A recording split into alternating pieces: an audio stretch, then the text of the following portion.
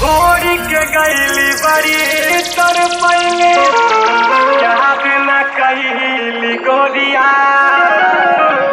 दिल पे पाथर मार के गईली बहुत रोइली गोरिया।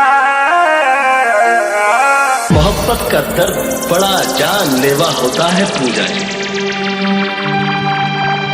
मैंने तो तुम्हें माफ किया, मगर दोबारा कभी इंसान का जन्म मिले तो मोहब्बत जरा सोच समझ कर कीजिए। Patel recording studio Banaras. हमारा जिंदगी में